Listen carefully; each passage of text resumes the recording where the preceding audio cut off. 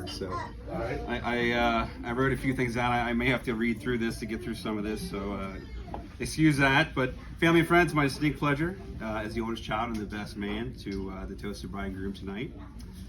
This afternoon, rather. I'd be remiss if I didn't say a few words about him first. So, in the long time I've known Terri, in the long time Terri and Dad have known each other, almost three whole months, I've been able to learn a little bit about Terri. I know that she loves our dad, and most importantly, she loves the Lord. I also know, I got choked up. That's weird. I also know that she enjoys baking. She can speak German. She likes going to piano recitals, soccer games, dance recitals, 8th grade and high school graduations, etc.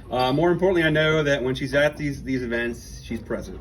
And what I mean by that is that she's all in. She's cheering them on like she was part of their own family. Wow. Didn't expect this. Sorry. Well, as of today, we are her family. Well, you would never make. I can't talk. I'm gonna have to read this for me. While you may never make it to Grandma Lisa status, you don't have to. I'd like to say that on behalf of Jem, myself, and at least my kids, welcome to the family, Oma Terri. And now for Dad, so I won't cry for this part, I'm sure. I thought I'd share a few anecdotes about him as well. First, Terri, you should know, never take him to Boston. He cannot say Massachusetts. He says Massachusetts. Also, I had to read the room on this one, so here we go. Also, he may be slightly racist. Not overtly racist, but in the cute old guy that loves all people but is blatantly unaware that something could be offensive in some way. Let me give you an example. Maybe I should add a footnote here first that Dad's mom is a Native American and is from the Muskogee tribe. So I had that caveat. Anyway, starting when we were younger, we went on vacation, and when it looked like it was going to rain, Dad would do the unrained dance. Can you demonstrate that, Dad? Brian? I can. Okay. Just think of a traditional Native American dancing style. That would be Dad. And while he didn't mean anything by it, and maybe it was more acceptable in the 80s, you know, fast forward to last year. I had the opportunity to take Dad on a trip to Washington, D.C. And in the summer, and one of the things we did was we visited the National Museum of the American Indian. We learned a lot about our tribe, and at one point we were watching a movie on the Trail of Tears, and Dad commented that what was done to the Native American peoples was genocide. And I thought, wow, he finally gets it. He's changed his ways.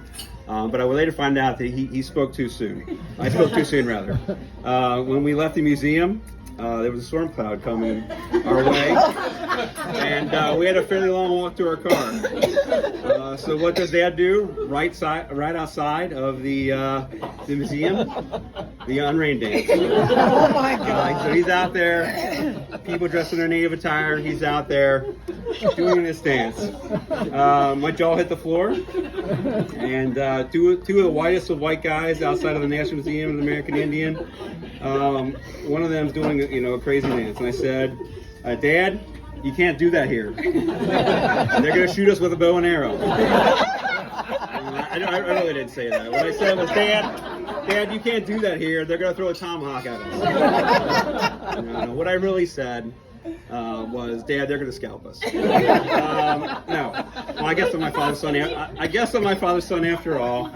But I didn't say any of those things. But I got him to stop what he was doing, and we needed to focus on the task at hand. It was to get to the car before the rain did come in.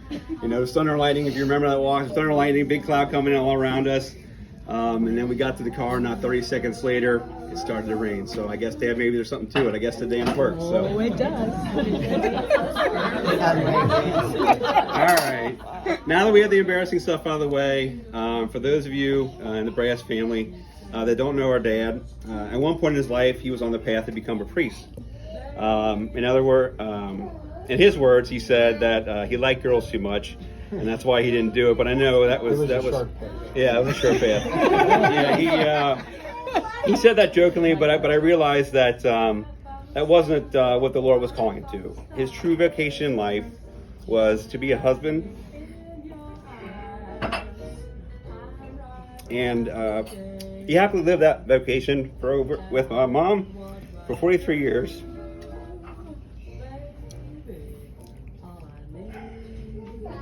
Until she went to her return reward in 2020. From then on, I believe he was a husband without a wife.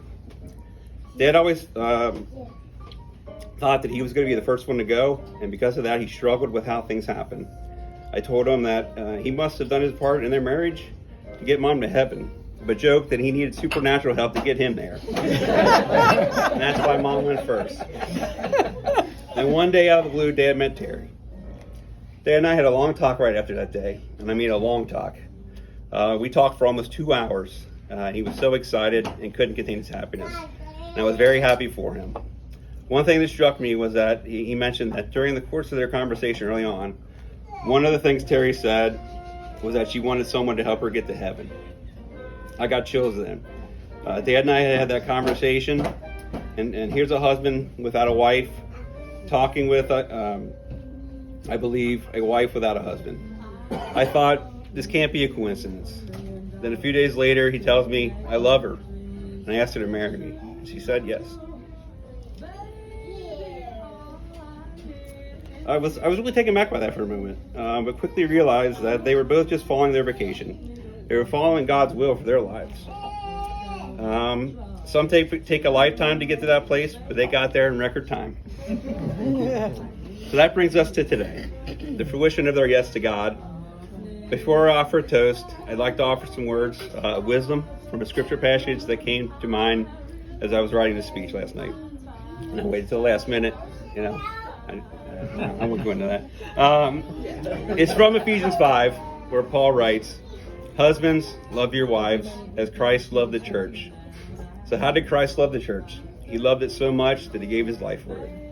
Dad told us and Mom that when we were younger that he loved us so much that he wouldn't hesitate to give his life for us. And while that may have been true, my understanding back then was just a literal sense. Over the years, I've come to know in my own marriage that the agape, that self-sacrificial love that Christ poured out for us, isn't just literally being willing to die for your family. You have to die to yourself, die to your own selfish pride, and put the other first. Like myself, I'm sure you'll fail often, but Christ has instituted this wonderful sacrament so that you have some help, someone to help you along the way, along the path to your ultimate goal in heaven. So Dad, love Terri as Christ loved the church, and Terri, help him along the journey. He needs it.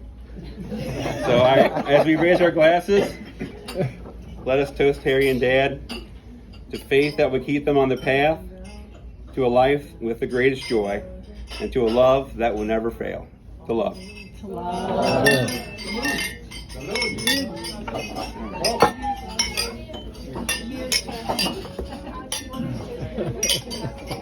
Cheers. Cheers.